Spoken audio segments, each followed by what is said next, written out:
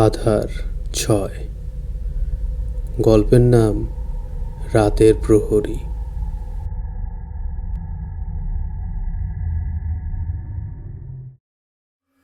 আসসালামু আলাইকুম। আশা করি আপনারা সবাই ভালো আছেন। আজকে আমি আপনাদের সাথে যে ঘটনাটি শেয়ার করব সেটা আমার এক বন্ধুর কাছে থেকে শোনা। ঘটনাটি ঘটেছে আমার বন্ধুর মামার সাথে। তিনি অস্ট্রেলিয়ার প্রবাসী, আর ঘটনাটা ওখানকার। তিনি যেভাবে শেয়ার করেছেন সেভাবে লিখছি। আমার মামার নাম ছিল ডেভিড, আর তার সাথে ঘটনাটা 2018 সালের মে মাসে ঘটে। তিনি একটু অন্য ধরনের মানুষ ছিলেন। বেশি বাসায় থাকতেন না। তিনি ছিলেন জঙ্গলপ্রেমী। বেশিরভাগ সময় জঙ্গলেই পড়ে থাকতেন এবং জঙ্গলের বেশিরভাগ গাছের ছবি তুলতেন। তার বাসার পাশে বিশাল এক জঙ্গল ছিল। সেখানেই তার বেশি সময় কাটত। তখন তার বয়স ছিল আনুমানিক 24 কি 25। তিনি ওই সময় চাকরির খোঁজ করছিলেন এবং বিভিন্ন সময় তাই বিভিন্ন জায়গায় সিভি দিচ্ছিলেন, কিন্তু তার কোথাও কোনো চাকরি হচ্ছিল না। অবশেষে তার একটা চাকরির অফার আসলো। চাকরিটা তার বেশ পছন্দ হলো। কাজটা ছিল বাসা থেকে খানিকটা দূরে একটা জঙ্গলে। তার কাজটা ছিল জঙ্গলের ভেতরে টাওয়ারের ওপরে বসে দূরবীন দিয়ে চারপাশ নজর রাখা। টাওয়ারের উপরে একটা রুম ছিল। তাকে ওই রুমেই থাকতে দেওয়া হয়েছিল।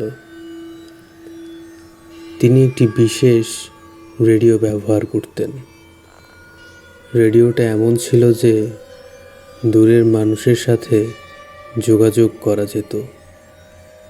তিনি ওই রেডিও দিয়েই সহকর্মীদের সাথে যোগাযোগ করতে পারতেন। আত্মরক্ষার জন্য তার একটি এয়ার গান ছিল। তিনি খুশি ছিলেন, কারণ জঙ্গল তার পছন্দ হয়েছিল এবং সৌভাগ্যবশত চাকরিটা পেয়ে যান।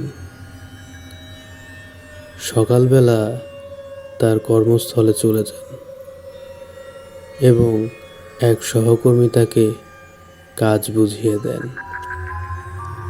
দুপুরবেলা তিনি কাজ শুরু করেন। প্রথমে সবকিছু তার ভালোই লাগছিল। তিনি দূরবীন দিয়ে এদিক ওদিক দেখার চেষ্টা করছিলেন। ফোনের ক্যামেরা ভালো ছিল না, তাই তিনি ভাবলেন প্রথম মাসের বেতন পেলেই একটা ভালো ক্যামেরা কিনবেন। তারপরে বিকালটাও ভালো কাটল। সমস্যা হলো সন্ধ্যার পর থেকে সবকিছুই কেমন অস্বাভাবিক লাগতে শুরু করলো। চারিদিকে নীরব, নিস্তব্ধ হয়ে গেল।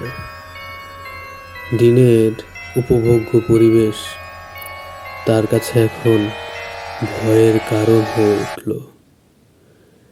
তিনি রুমের ভেতরে ঢুকে গেলেন। রুমে অনেকগুলো বই ছিল।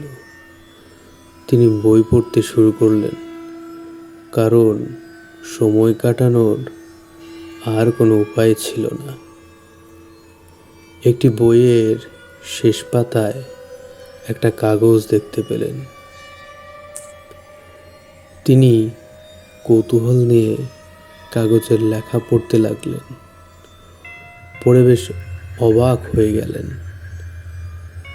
সেখানে 5টি নিয়ম যেন কেউ কলম দিয়ে লিখে রেখেছে। নিয়মগুলো ছিল এমন: 1. এখানে থাকতে হলে কোনোভাবেই লাইট বন্ধ করা যাবে না। 2. রাত 2টা বা 3টার মধ্যে রেডিওতে যাই বলুক না কেন তার কোনো উত্তর দেওয়া যাবে না। 3. যাই হয়ে যাক না কেন টাওয়ারের উপর থেকে নিচে নামা যাবে না। 4.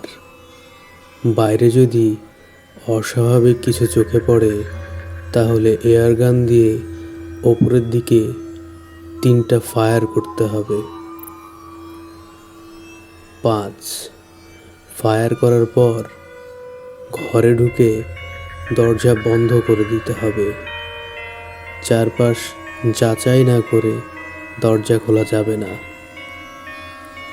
প্রথমে তিনি পাত্তা দিলেন না।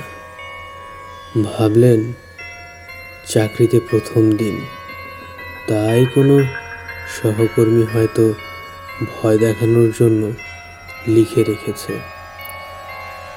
তিনি সাহসী মানুষ ছিলেন। রাত 8টা থেকে 11টা পর্যন্ত তিনি বই পড়ে সময় কাটিয়ে দিলেন। রাতের খাবার অফিস থেকেই দেওয়া হতো। তিনি খেয়ে লাইট বন্ধ করে শুয়ে পড়লেন। তার ওপর নির্দেশ ছিল বনে আগুন লাগলে বা কোনো সমস্যা হলে সাথে সাথে হেড অফিসে জানাতে হবে। মাঝে মাঝে বাইনোকুলার দিয়ে পর্যবেক্ষণ করতে বলেছিল। মূল সমস্যা 12:30 থেকে শুরু হলো। তিনি রুমের ভেতরে অন্য কারো উপস্থিতি টের পেতে লাগলেন। মনে হচ্ছিল ঘরে তিনি একা নন, কেউ নিঃশ্বাস নিচ্ছে। যা দেখলেন তা দেখে তিনি ভয় পেয়ে গেলেন। ঘরে কালো লম্বা একটি ছায়ামূর্তি দেখতে পেলেন। তার প্রথম নির্দেশের কথা মনে পড়ে গেল, যেখানে লেখা ছিল রাতে কোনোভাবেই লাইট বন্ধ করা যাবে না। তাড়াতাড়ি লাইট জ্বালিয়ে দিলেন। তিনি জানালা খুলে রেখেছিলেন। জানালা দিয়ে ধোঁয়া মতো কিছু দেখে ভয় পেলেন। বিষয়টি হেড অফিসে জানালেন। হেড অফিস থেকে জানালো প্রথম দিন, তাই হয়তো ভয় পেয়েছেন, তবুও আমরা বিষয়টা দেখছি।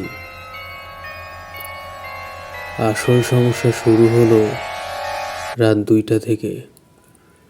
তিনি রেডিওতে শুনতে পাচ্ছিলেন কেউ তার সাথে যোগাযোগ করার চেষ্টা করছে। অন্য ভাষায় কিছু বলার চেষ্টা করা হচ্ছে। ভাষাটা তিনি বুঝতে পারছিলেন না। রাত 2:15 ভাষাটা বুঝতে পারলেন। শুনতে পেলেন কেউ বলছে, সাহায্য করুন। তিনি দ্বিধায় পড়ে গেলেন, উত্তর দেবেন নাকি দেবেন না। দ্বিতীয় নির্দেশ ছিল রাত 2টা থেকে 3টার ভেতরে রেডিওতে যাই বলা হোক কোনো উত্তর দেওয়া যাবে না।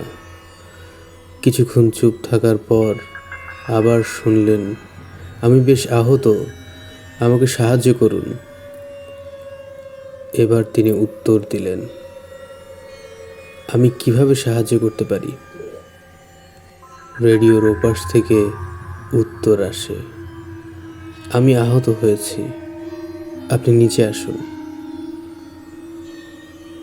তিনি ভাবছিলেন নামবেন কিনা।